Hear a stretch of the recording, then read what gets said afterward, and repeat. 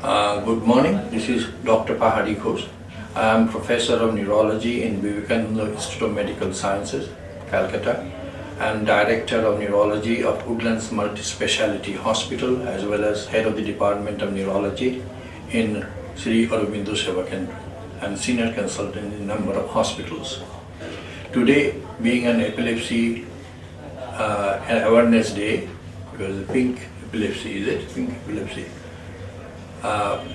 We are going to discuss about epilepsy for the commoners. Now, what is epilepsy? Normally, there is a discharge, electrical discharge inside the brain in a definite fashion, and that carries on with the activities of normal activities of the human being. When there is an abnormal discharge which will break this regular discharge activity, then you get the attack of epilepsy. That means sudden outburst of electrical activity from a certain point can cause an epileptic discharge or convulsion. Now, how common is epilepsy? Epilepsy is one of the commonest diseases in neurology in all over the world. About 60 million people are suffering from epilepsy all over the world. And in India is about 6 to 10 million people are suffering from epilepsy. It can happen in any age and any sex. Children can suffer as well as the adults. Now, the adults suffer from epilepsy first time is probably due to some cause. And children, they can happen as an unknown cause. So it's known as idiopathic epilepsy. So epilepsy can be divided into two groups. Idiopathic, where we don't know the cause, usually happen in the children between 5 to 15, and for the adults it is a late onset epilepsy, which is usually due to some cause like thrombosis, hemorrhage inside the brain, infection inside the brain, degenerative disease like Alzheimer's disease, certain toxins, drugs can cause epilepsy. Metabolic abnormalities like low sodium or hepatic encephalopathy due to damaged liver, is increase in ammonia in the blood, or high urea due to kidney failure can cause secondary epilepsy or late onset epilepsy. So once we diagnose a case of epilepsy clinically, so how do you diagnose a case of epilepsy clinically? So it will depending on where this electrical discharge inside the brain originates, because each part of the brain has got its own activity. Like something in the right frontal area or left frontal area, the anterior part of the brain, in the Broca's area where speech is involved, or something in the motor area can cause weakness or convulsion or tremor in the hand, opposite hand, or in the leg area. So depending on something originating from the back of the brain, occipital lobe, can cause especially the visual problems, or sometimes if it affects the temporal lobe, then it has the behavioral changes or something like smacking of the lips or some abnormal movements. So depending on the site of the lesion or the origin of the lesion can cause epilepsy of that particular area. And then if it spreads all over the brain, then it becomes a generalized epilepsy leading to loss of consciousness. Otherwise, if it is localized in one area, then it's called focal epilepsy or local epilepsy. There are three portions of epilepsy. The initial part, which is the patient can have aura, that means where the lesion originates, like in the visual side, occipital lobe, then he will have a visual aura, some lights coming up in front of the eyes. If it happens in the temporal lobe, then you might have the behavioral changes or lip smacking or abdominal pain. So these are the premonitory symptoms which is known as aura. It can initiates an epileptic attack, or if it is generalized, see, spreads all over the brain at the same time, then there will be sudden loss of consciousness. Now the middle part of the epilepsy is that the patient does not have a normal consciousness. He behaves abnormally or confused or non-responsive.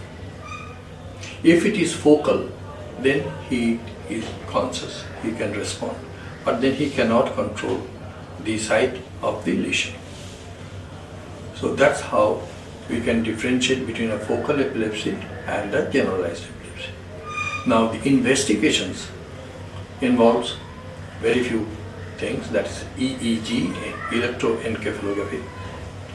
Second thing is scan, either CT or MRI brain, and certain blood tests like toxic level of certain chemicals or sodium, potassium, sugar. Low sugar can cause epileptic attacks, or some serum ammonia or urea creatine. If they are high, then they can cause convulsions. So these investigations are required, mandatory, to find out the cause of epilepsy. Sometimes you have to do chest X-ray if there is a tumor inside the brain which can cause also epilepsy. So one should be very careful about diagnosing epilepsy and the cause of epilepsy. Now, is it curable? It can be controlled. It's not curable, but what we say as clinicians, that if you don't have epileptic attacks for more than 2 to 5 years, then we take off the drugs and we consider this as a cure. But sometimes it can recur. When do we diagnose a case of epilepsy? See, if you have one attack of convulsion, we rather wait, we don't tell them this is epilepsy, because we follow them. If it doesn't happen in next 5 to 10 years, then this is not an epilepsy. It's a single convulsion. But if it recurs, usually within 1 year, then it is an epileptic attack, and then patient needs treatment. Treatment includes the anti-epileptic drugs. What are anti-epileptic drugs? These are drugs which acts on the brain to prevent the attack of convulsion. Different anti-epileptic drugs are used to prevent different types of attacks. Like if it is a focal seizure, we use certain group of drugs. If it is a generalized seizure, then we use other group of drugs. So depending on the type lesion and where the lesion originates, which is confirmed by EEG and MRI scan, we start the appropriate anti-epileptic drugs. Then how long we should continue? It depends on how quickly the convulsion or epilepsy is controlled. Normally the drugs that you use for as anti-epileptic drugs, they are effective in more than 40 to 60% patients. Addition of another drug can improve the prevention of attacks by another 5 to 10%. So long the attacks are controlled, we are good. And then you can continue with the drugs for 3 to 4 years. And then we think of withdrawing it depending the original lesion disappears from the EEG. Then what are the don'ts and do's in epilepsy? Don'ts are, should not have late nights. You should avoid excessive physical and mental exercise. You should avoid drinking alcohol too much or smoking, and watching TVs in dark lights. And you should also take medicines regularly as per advice of the doctor. A single missed dose can cause a convulsion. So we should be careful about the medication, continuation of the medication, sleep in the right time, avoid watching too much of TV in dark lights, smoking, alcohol, these can be a contributory factor, and also the excessive physical or mental exercise should be avoided. Some epilepsies are due to some tumor or some other lesions which can be treated by operation. Some cases, epilepsy is not controlled by medications alone.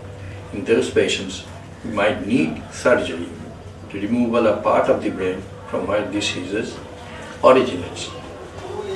And what happens if there is an attack? So how you look after an epileptic patient, that is very important for common people. So when a patient gets an attack, whoever is there should make him sit or lie down on the floor, turn his head on one side, and wait till the convulsion stops. Don't force anything like holding the hands tightly, that can break the hand, or don't put a teaspoon between the teeth, because that can break the tooth, or don't try to open it forcefully. See, slowly the epileptic convulsion will cease or stop, and then patient will slowly become normal. So don't force him to do something. Keep him turned to one side so that if he vomits, the vomiters can go out, not into the lung, and causing aspiration or sudden death. And don't force the issue like forcefully taking him out or holding him, shouting around him, and let it come out slowly. Don't use shoes or in front of the patient so they smell the shoes and then the attack disappears. These things are wrong, and these things should be avoided, and we have to be more careful regarding the treatment. Thank you.